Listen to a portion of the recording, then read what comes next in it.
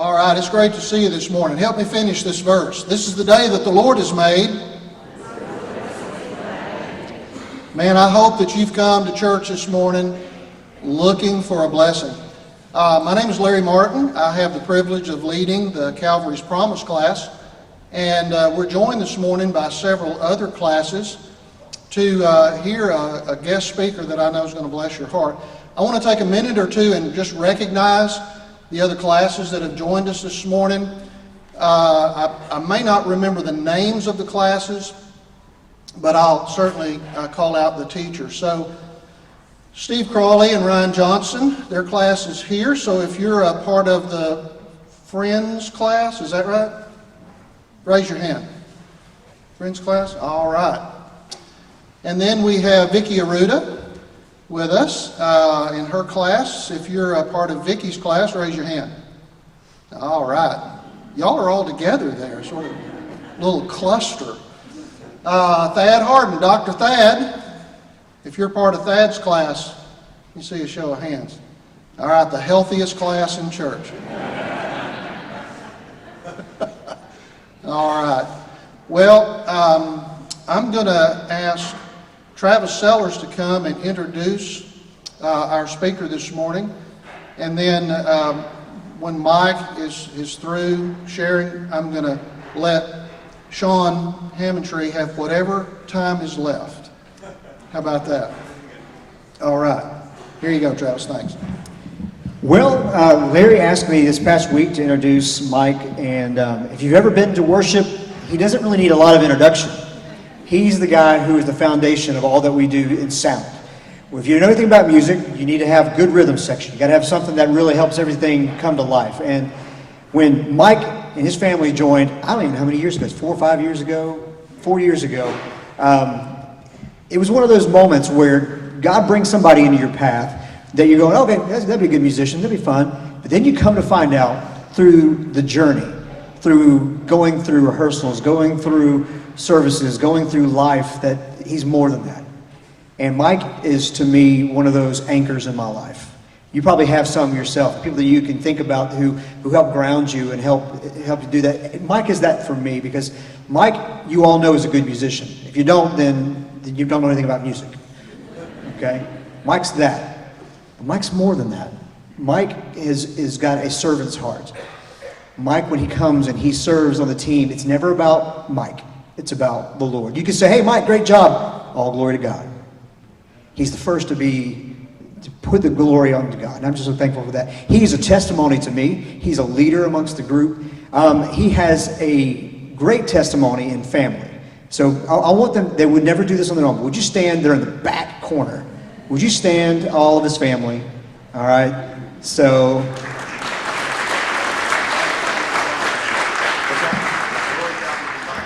and Lori, his beautiful wife, is not back there because she's like, I've heard him speak plenty of times. She's got a migraine, so she's not able to be with us. Michaela, McKenna, Mackenzie. By the way, fun fact, they're all, if you don't know how to spell their name, it's Mike Enzi, Mike Enna, Mike Ayla. So that's how you spell it, okay? All right, so just know that. So anyways, I just say all that to say, I love this man, and he is a mentor to me, and I'm so thankful I get to serve with him each and every week. And I know you're going to be blessed today, so would you help me and welcome Mike this morning?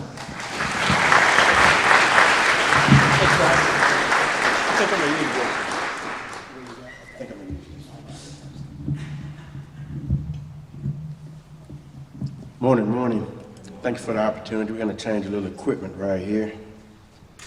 You guys are going to probably have a little problem with me this morning. First of all, I've got a thick southern drawl. I'm from Mobile, Alabama. I've got a cold. I'm sniffling, and I talk fast.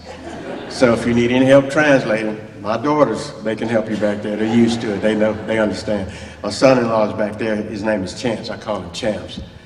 We'll be at the house sometime. We'll be talking, and we have this stuff going on here. Look at one of them. He'll say, "What did he say?" Because he doesn't understand all the time either. So, but it's all good. But I just thank the Lord for this opportunity to share how I got saved, how I came to the Lord out of the street, musician, traveling. I'm going to be very brief. At first, I wasn't saved. Now I'm saved. Fast forward, here I am. Y'all have a good evening. Now, seriously, I came from the road, musician all my life, played with a bunch of big stars, big names and stuff like that, but we're just gonna cut to where I started getting all these callings on my life from God. And the most memorable one that I have, it was the night of the Evander Holyfield, Mike Tyson fight. My band and I, we were on our way from Memphis, and I had trouble with one of my piece of road equipment, so I pulled over. We were in Hattiesburg trying to make it to Mobile, Alabama. And we pulled over waiting on AutoZone to open up that next morning. It's about 4-something in the morning. And guess what we were doing? What musicians do that time of morning? You're drinking, you're getting high, you're doing drugs. So we're sitting in the van waiting on this place to open where I can get my van checked out. So this little red vehicle pulls up in the parking lot. It's, like I said, it's after 4 o'clock. And it's a little short black lady, about this tall, little small car. She has about 4 or 5 kids in the car with her. And she gets out the car, and she didn't approach the van at first. She just kind of stood there and looked, and then she walked to the van, and she begged for me to roll the window down. And she walked up to the van, and she said, God said, it's time for you to stop running. It's time for you to come home. This is 4 o'clock in the morning. You're walking up to a van, you don't know what, but this lady had this message for me. So I looked at her, and everybody looks at me because this was happening all the time. So she's looking at me, and I'm looking at her. I said, yes, ma'am. I don't want to hear no more because I'm in the van getting high. I'm doing what a musician does. So I rolled the window up, cut the conversation off, and proceeded doing what we were doing. About another good 10 or 15 minutes, this white pickup truck, it rolls up in the parking lot as well. It's facing my van with the lights on. This time, this pickup truck has like these tanks, like welding tanks and stuff like that on the back of it. So this time, it's a white guy. He gets up, come up to the van, does the same thing. He backs me and roll the window down. He said, God sent me to fix the spindle on your van. I didn't know what a spindle was. But the purpose of all these tanks that he had, the spindle had to be welded off in order for me to go. But he said, before I do that, I'm going to tell you that God said it's time for you to stop running. It's time for you to come home. So these were the experiences that I was experiencing the whole time I was on the road for about 8 or 9 months. Okay, we get on past this, we get to Mobile. I'm kind of taking stuff in the heat. I'm going to my P.O. box. I own an entertainment agency called First Class Entertainment. I own a First Class Show and Dance Band. So I'm going to my P.O. box to pick up all my contracts, so forth, and deposits. And this priest was on. His name was Ross Roberts. He was a pastor at Harvest Church in Mobile, Alabama. He said, you know how sometimes you have a child and you just keep hitting him on his hand trying to correct him, and he won't adhere to it. He said, don't let dad take you behind the woodshed. He said, that person that keeps running from God, don't let God take you behind that woodshed. So I'm starting to fear things. I'm starting to back up on drugs. I'm starting to, when I go to a gig and play, instead of going out partying, I would still be high, but I would go to the room and read the Bible and listen to TV ministries. I remember Robert Tilton Ministries. So I would be in the room doing this kind of stuff here, and it just kept on. And everywhere I go, I could go to a gas station, I could go to a department store. Somebody would tell me, it's time for you to stop running. God's after you. It's time for you to stop running. It's time for you to come home. This went on for months as well. Okay, I'm going, got my band. We've got a Grand Casino tour. Getting ready to go on tour. I'm at the President Casino in Gulfport, Mississippi. This lady walks up to me and she said, can I see your hand? I let her see my hand. She said, you've got a long life ahead of you, but you're gonna have to stop doing all these drugs. Never seen this lady a day in my life. She said, stop running from God, okay? Another feared me off. I stopped for a couple of months. Not take it back a couple of weeks. I slowed up, I didn't stop. Okay, so I proceeded to other gigs. So this time, I'm at the Grand Casino in Gulfport, Mississippi. I've taken my wife and my oldest daughter. We only had one child at that point. Both of them were sick. The casinos always put us up, give us nice rooms, stuff like that. So they were in the room waiting on me to get off stage. What I was doing at that time, I was still hiding drug use from my wife. I would let her see me smoke weed, but I was smoking cocaine in the weed and stuff like that. I was doing all this stuff. I was very deceptive to her about drugs and so forth. I let her see me drink, but she didn't know about the heavy drugs. But I could drink, stay high all day long, and you'd never know it. But this particular night, I get off stage, and Michaela, young infant, she was sick, Lori was sick, so I come to the room, and Lori said, I need you to take care of Michaela. She said, I don't feel good. And I looked at her, and I got up, and I walked out, went to the van, got me some more cocaine, finished drinking my half a gallon of Jack Daniels, came back to the room. So when I do this, I sit on the bed, and I don't know why I just started weeping, and my hands start turning up like this, and I start praying to God. I say, God, take this life away from me. And I just sat there with my hands up, and I remember falling back on the bed, and I just kept saying, Jesus, God, I'm tired of this. I fell on the bed. I don't remember anything. I woke up the next morning in the same position with my hands up. Sick wife, sick baby right there. But the thing that was good about that night, my wife also accepted Jesus at the same time. She went back to sleep. I'm just laying there, just don't know how to really pray, just asking God to take this lifestyle away from me. I don't care about the money. I don't care about any of this stuff. I wanted to get away from it. I was too sick to play. I had another bass player in the band with me. I was a front man. I did all the singing and dancing and so forth like that. So I couldn't perform the next 2 nights. I was in the bed sick. So when we got up, we finished the show, we got ready to go to Mobile. One of my keyboards players, Mark Smith, still a good friend of mine. He used to play with Prince and all these guys. He drove us home, and he kept saying, Bo, he calls me Bo. He said, man, what's wrong with you, Bo? And I said, man, I don't know. I said, I'm tired of this. I want to get away from it. I want to get away from all the money, all the glamour, all the stars and stuff like that. I want to leave it alone. He said, man, you can't do that, man. You got too much going. Because I was booked up for like the next year and a half. I had jobs everywhere. I was opening up for all big stars and so forth. And so we get back to Mobile. I can't go back out for like another week. Don't know why I'm sick. Never got sick or anything. So I send the band out. They come back. Next week I feel a little better. So I make this road trip. I get in the van. Nobody says anything. Nobody says, hey, Mike, what's going on? Where are we going? What are we doing? Anything like this.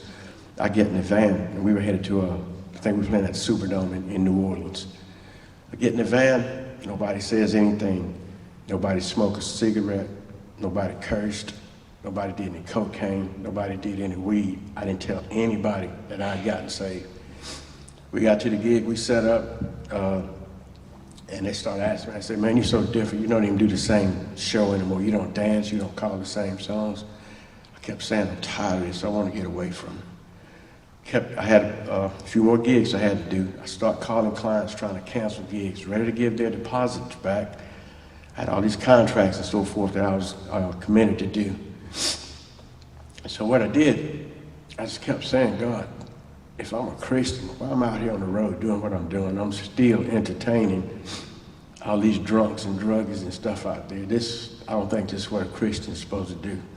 So I kept getting so convicted. Every time I would go on that road, I would get convicted. Came back, got saved, joined this church called Word of Life. It was under Pastor Creflo Dollar. I didn't know who Creflo Dollar was. I just wanted to go to a church. Told this pastor I wanted to play. He asked me what position I played. I'm a bass player. I do this, I do that. Went in church, started playing, was enjoying everything. All of a sudden, I started getting sick. Every time I would get on stage, I would get sick. I was still playing my secular music and so forth. But the thing about it, when I walked on stage, I would just look at the audience like this here. And I would walk off and let Rob play. I didn't want to play. I didn't want to dance. I didn't want to sing. I didn't want to do anything. Time goes forth, I got to speed up. I know I'm on the time. Going down the road, fast forward. I get sick one night. Michaela's still a baby. My wife, I can't get out of bed. I lost about 30-something pounds in a week or two. So she takes me to the hospital, and they wouldn't look at me. They said, bring him back tomorrow and do this. But my wife was very persistent. She would not let me leave the hospital. So when they diagnosed me, my sugar level was 1,187. I should have been dead. It was 1,187, and I was in the hospital for like weeks, months. And the whole time I was in the hospital, I thought I was at church. Didn't even know that I was in the hospital. I thought I was at church. And I kept seeing the pastor tell my wife, the more you shout and pray, the quicker he's gonna get better. Okay, got through that, couldn't work, lost everything because of the type of money that I was making, being sick out. But this was the bad part. Every time that I got sick, we were in situations where I couldn't pay the water bill, I couldn't pay the phone bill, couldn't pay the gas bill, couldn't pay anything. We have all these disconnects. So I'm sitting at the house knowing that I'm not supposed to go on this road. I'd already promised God I want to go back on the road. playing secular music. I get a call from another band that I used to manage called the Tip Tops. And the leader was ALK at that time. He said, man, we need a bass player. We got them up for Reba McEntire in Dallas. We're going to do Reba McEntire, we're going to do Southern Methodist University, then we're going to do Zoo-to-Do. Then I'm desperate, I need money. I don't have any electricity, everything's about to get cut off. I said, I'll do it for $3,500. He said, man, we'll pick you up in the morning. I hung the phone up. When I looked over there, my wife was weeping. She said, you promised God you wouldn't go back out there. I said, the devil just wants to get you back on the road. But I need this $3,500 because I don't have any way to pay bills. I've exhausted all means of finances. And I was going to go out with them, but I looked at my wife and she was over there weeping. Please don't go out. This is what the devil wants you to do. Let's trust God. Guess what? All the utilities get cut off in a frame time. Let me tell you how I used to get water for my family. I'd go to Circle K, take a 5-gallon bucket, catch water. I'll take pots and pans and jugs and get water for my family because I wanted to know if God was going to really take care of me. I would let water run on the side. I would get on the phone like I'm in a phone booth talking to somebody while I'm catching water for my family to drink, to bathe, to flush toilets and stuff. I was low as a pregnant earthworm. I refused to go back out there on the road with God. But you know what? Every situation that I was in, God was faithful. Didn't have any food in the house. Sometimes you could open our refrigerator. The only thing would be in there would be shells or potato or something like that. My wife used to get a bottle of ketchup, put water in it, and put sauce on like rice and eggs and stuff like that. That's how bad it was. But you know what? I never went back on the road after all this money that I was offered. My next biggest test, I had a buddy that played in the Four Tops, Claude. And he called, he said, Mike, I got a good hookup for you, man. He said, I need you guys to go to Baltimore. He said, I need you to play for 8 weeks. Those 8 weeks, you're gonna make $8,000 a week. You're gonna play Monday, Tuesday, and Wednesday, 45 minutes in the day, 45 minutes at night. How much money is that? 8 times 12, that's $96,000 for a person that doesn't have anything. $96,000. My wife begged me not to go back on the road. Guess what? Didn't go back on the road. That's $8,000 a week. I had 4 guys to pay. I was gonna pay them $700 a week. That's $2,800 out of $8,000. I could have made, what, $5,200 a week for myself for 12 weeks. But you know what? My wife would not let me. That little virtuous woman that God gave me, every time I got ready to get weak, she would turn me around. Even though my test was always in finances. Got sick again, came down with meningitis. Every time I would get back up, I would get sick and God would knock me down, but the test was always financial. But you know what I can say and stand up here and be proud about it? Not one time did I go back on that road to get a penny to do anything. Some miraculous way God would always take care of me and my family. Were we low on everything? Yes, but we were never hungry. Couldn't pay bills, but we were never in the dark or anything like that. God always took care of us. One situation, the power man came, cut the power off, and I don't know who paid for it or what like that, but he came to cut the power back on, and he was led to Jesus at that meter back there. Same thing with the gas man. I knew how to concept. The gas would cut off. I would take the little key, clip it off in the day, and get gas. Gas man's come to the house. Said, once somebody paid it for me, I don't know who paid it. Led him to God at the meter while he was cutting my gas back on. Every time there was a situation where I had a choice to turn from God, guess what he did? He always showed up. Wanted to go to church with my Cadillac. Wanted to go to church. The church was like 20-some miles from where I was. Did not even have gas to make it to church. But you know who was faithful? Don't throw rocks at me and think I'm lying or anything. I rode that vehicle like a week and a half back and forth to church because we wanted to go to church so bad. On E, the Cadillac. Okay, I've got a buddy that I used to supply drugs to. His name was Carl. We did not have a coin. Carl would come up to me and give us money. Carl's a crackhead. Crackheads do not give you money. Everything that we touched, God turned around and turned out for our better. I could tell you tests and everything that we went through. Hardships, hard times. Lori was pregnant with Mackenzie. I did not even have money to buy her a maternity dress. But guess what? All of a sudden, maternity dresses would come up. I could walk outside the house. There would be money laying on the ground. Couldn't buy Christmas clothes. Now, I had opportunity to get money, but I would not turn my back on God. But I cannot take all the credit for that. It was that little virtuous woman in Proverbs 31 that God had given me that was always there for me. Not one time did she ever complain about anything. Didn't matter what was going on, not one time did she complain about anything. All she did was stood behind me and always pointed me to God. I'm so thankful for my family. I love my family so much. I come here with Travis, I meet Travis, and I see stuff in Travis. We feed off of each other. The kind of leader that Travis is, he doesn't just get up there and pick a lot of songs that sounds good, but we can put on a show up there.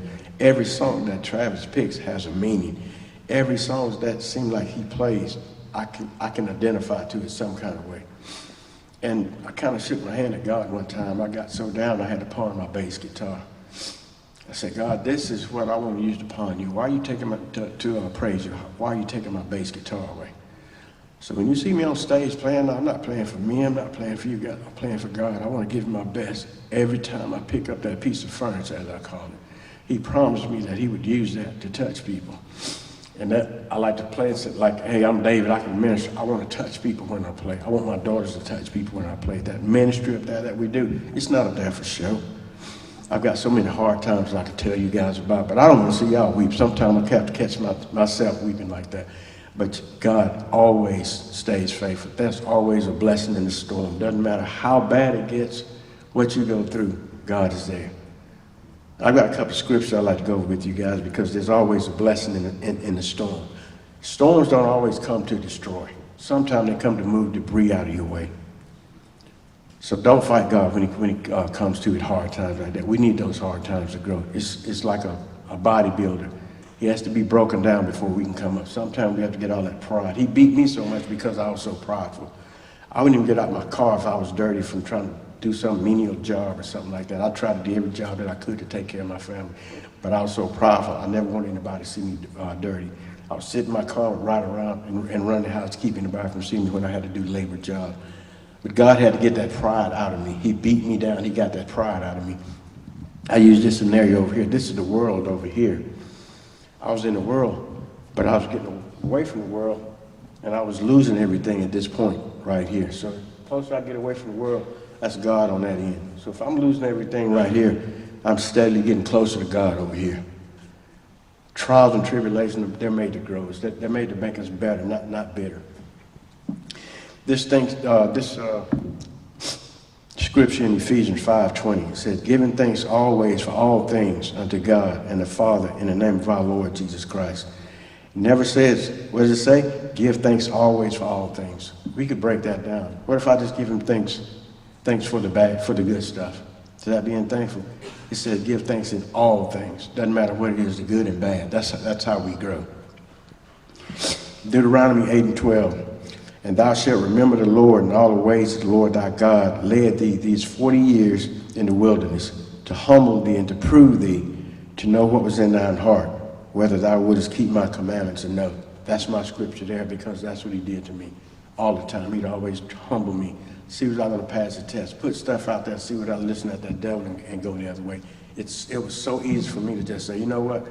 God knows I've got to take care of my family. I need this $3,500. I'm going to get it and ask for repentance.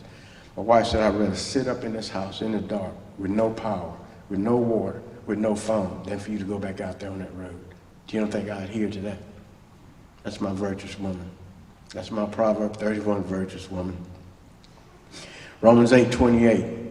And we know that all things work together for the good of them that love God, to them who are called according to his purpose. All things are not good, are they? Cancer is not good. Diseases, debilitating diseases aren't good, but who is good? God is always good. God is always good. And sometimes, like I always say, you have to be broken down to come up. When's the only time you break down a fraction? When you're going to multiply it. You want to hear like orange juice? How do you get that orange juice? You got to crush an orange. Things happen to us to take us to another level. I always remember this story I like to tell about this man who was shipwrecked on this island. The only thing he had was his little huts there. And he had been out there for a while, all alone on the island. And this storm comes up. And guess what? The lightning strikes his hut and catches on fire. He's mad at God. The only thing that I have, God, you've just taken it away from him. He's fussing.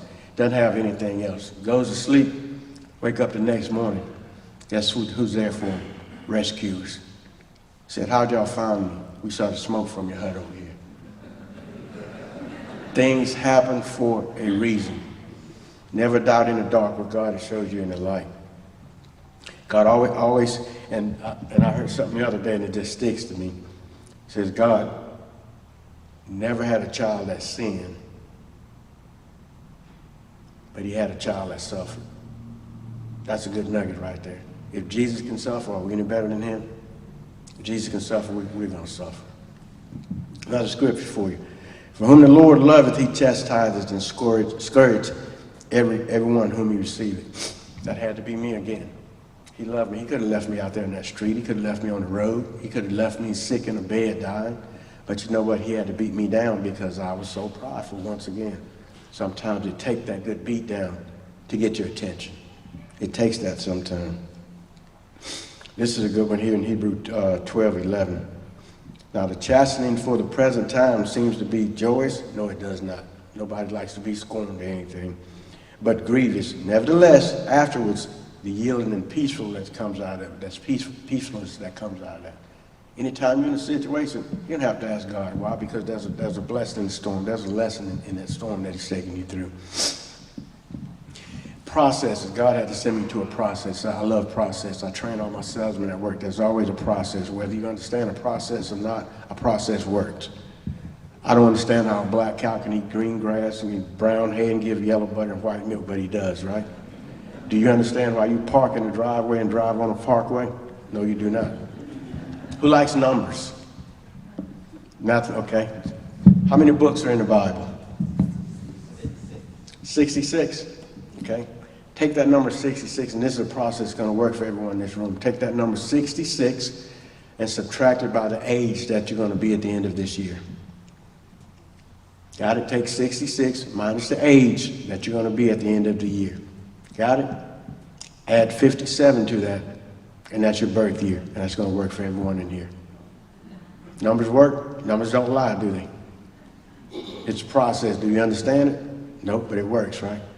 Same way God uses processes to bring us in, to break us down, to bring him closer to him. By the way, was I wrong on anything with that number? I know I wasn't. I'm just asking anyway. So.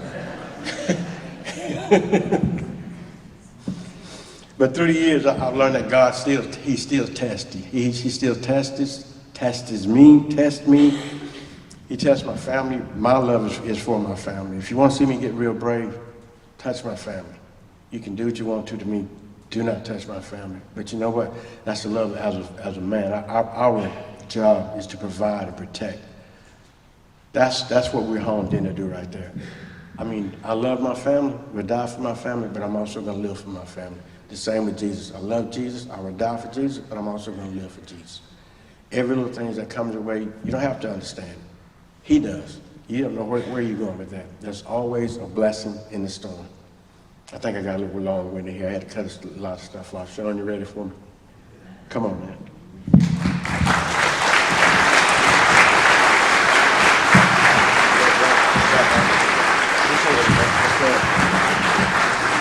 Appreciate Mike, man. He is such an encouragement. Every time I get a chance to preach or whatever, he comes up and just, man, I appreciate him so very, very much.